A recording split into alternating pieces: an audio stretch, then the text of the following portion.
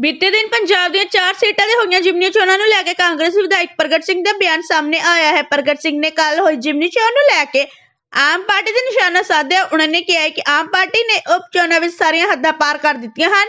ਡੇਰਾ ਬਾਬਾ ਨਾਨਕ ਵਿੱਚ ਜੱਗੂ ਭਵਾਨੀਪੁਰੀਆਂ ਦੇ ਭਰਾ ਨਾਲ ਹੋਏ ਝਗੜੇ ਤੇ ਹੋਰ ਘਟਨਾਵਾਂ ਬਾਰੇ ਪ੍ਰਗਟ ਸਿੰਘ ਨੇ ਕਿਹਾ ਹੈ ਕਿ ਇਹਨਾਂ ਚੋਣਾਂ ਵਿੱਚ ਕਿਸੇ ਵੀ ਪਾਰਟੀ ਨੂੰ ਬਹੁਤਾ ਫਾਇਦਾ ਨਹੀਂ ਹੋਣ ਵਾਲਾ, ਪਰ ਇਹਨਾਂ ਘਟਨਾਵਾਂ ਨੇ ਆਗੂਆਂ ਵਿੱਚ ਕੁੜੱਤਣ ਜ਼ਰੂਰ ਪੈਦਾ ਕਰ ਦਿੱਤੀ ਹੈ।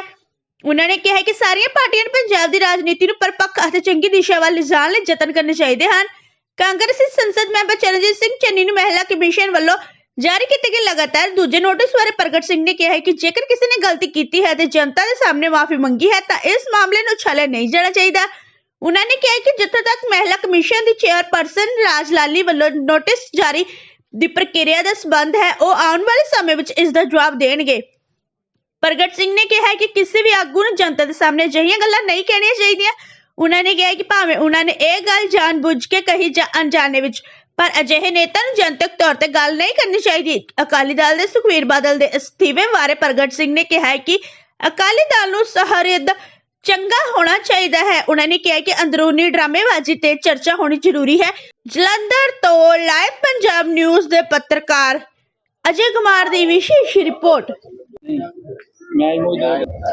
सर, पंजाब में 4 जगह उपचुनाव हुए हैं, 23 को नतीजे आएंगे, तो कैसे देखते हैं कि इस बार कांग्रेस पार्टी कितनी सीटों पर जीत दर्ज करेगी? देखो, वैसे तो जो आम आदमी पार्टी है उसने गुंडागर्दी की सारी हदें पार कर दी है, और वैसे ये उपचुनाव जो है वो मसल पावर और मनी पावर जो है वो सरकारें पहले भी खैर यूज करती थी, लेकिन अब जितनी बात समझ आई है इन्होंने सारी हदबंदी पार कर दी है। लेकिन मैं क्योंकि महाराष्ट्र में था और बहुत इन डेप्थ मेरे को कैलकुलेशन नहीं है। कैसे देखते हैं कि डेरा बाबा नानक में कई वीडियोस भी सामने निकल के आई हैं जिसमें हाथापाई भी हुई है और एक दूसरे पर इल्जाम भी लगाए गए हैं, खासकर जग्गू भगवानपुरिया का भाई भी सामने आया है। ये 4 जो सीटें हैं इस पे बहुत ज्यादा किसी को फायदा नुकसान होने वाला नहीं है, लेकिन इससे कुड़त्तन जरूर पैदा हुई है। जो जिन हलकों में थी वहाँ टेंशन काफी हो रही थी, और मेरा ख्याल है कि ऐसा माहौल हमें नहीं बनाना चाहिए। पंजाब की राजनीति को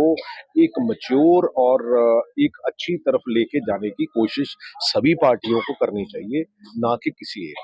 चरणजीत सिंह चन्नी को लेकर कैसे देखते हैं कि चुनाव से 2 दिन पहले वो बयान देते, टिप्पणी करते महिलाओं को लेकर, फिर उनको नोटिस जारी किया था महिला कमीशन द्वारा, लेकिन वो मीडिया के सामने तो माफी मांगते, लेकिन वहां पर जाकर लिखित कुछ भी नहीं देकर आते, फिर कल एक नोटिस जारी हुआ।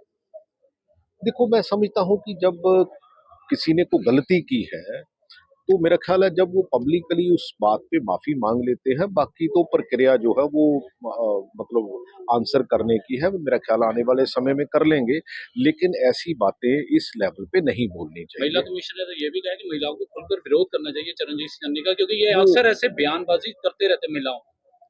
ये उनका प्रेरोगेटिव है, मैं महिला कमीशन के बारे में कुछ नहीं कहना चाहता, लेकिन ये जरूर कहना चाहता हूँ कि ऐसी बातें पब्लिक में नहीं होनी चाहिए। हमें मैच्योर डेमोक्रेसी की तरफ जो है वो चलना चाहिए। क्योंकि पूर्व मुख्यमंत्री रहे हैं, तो पूर्व मुख्यमंत्री को ऐसे बयान देना शोभा देता है? नहीं, मैं तो ये कह रहा हूँ कि ऐसे लेवल के इंसान को ऐसी बात नहीं कहनी चाहिए पब्लिक प्लेटफॉर्म पे, चाहे उन्होंने जाने अनजाने में कही है। और कैसे देखते हैं कि सुखबीर सिंह बादल को उन्होंने जो इस्तीफा दे दिया अकाली दल से, अब जो दो गुटबाजी चल रही थी वो क्या एकजुट हो पाएगी? क्या नया प्रधान कौन सा होगा? परिवारवाद तो नहीं होगा फिर से?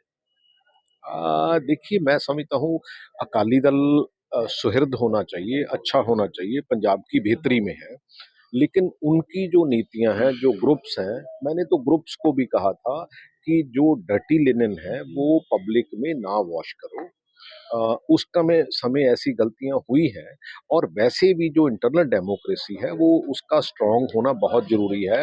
उस प्लेटफॉर्म पे डिस्कशन होनी चाहिए जब वो पावर में होते हैं। नॉर्मली होता क्या है कि internal democracy across the party line खत्म हुई है, जो हमें रिवाइव करनी चाहिए, और जो अच्छी चीजें हैं वो पब्लिक में लानी चाहिए, पब्लिक के लिए करनी चाहिए।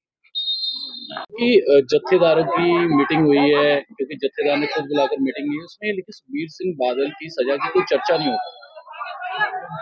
देखो, बहुत समझदार लोग हैं वहाँ, क्योंकि मैं धार्मिक पक्ष से इतना परपक्ष नहीं हूँ, तो इसलिए मेरा ख्याल है कि मेरा उसके ऊपर कमेंट करना वाजिब नहीं है।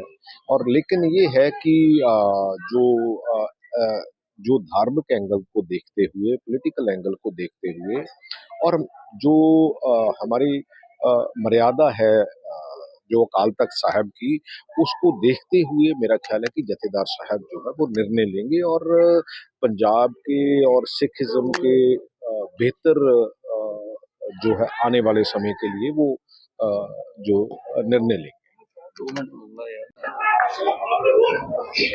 सर कल राजोआना 3 घंटे की पैरोल पर आए थे कि उन्होंने स्पीच के दौरान कहा है कि दुश्मन के हाथ जो गले तक पहुंच गए हैं और सभी सिख समुदायों को एकजुट होना चाहिए, इसे लेके कैसे देखें?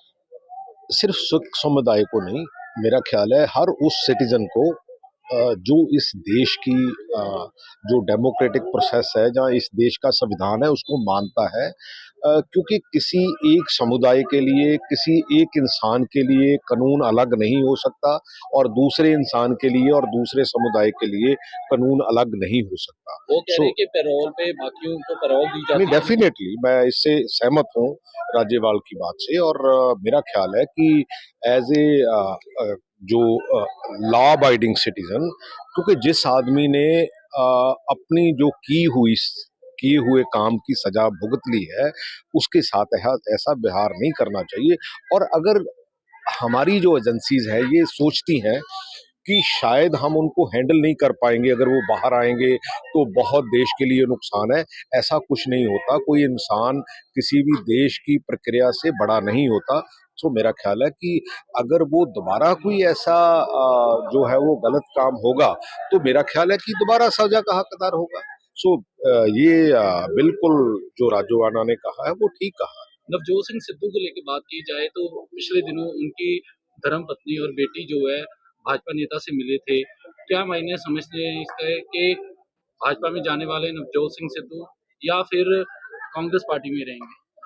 यार मैं कोई कमेंट नहीं करना चाहता नवजोत सिंह सिद्धू के बारे में, ना मैं कभी कमेंट किया है ना कर। सर कारण क्या है, क्यों नहीं बोलते खुल के आप? नहीं, बिल्कुल नहीं, क्योंकि अच्छी दोस्ती है, अच्छी दोस्ती रही है। सोचने का नजरिया अलग अलग हो सकता है, लेकिन मैं कोई कमेंट नहीं करता।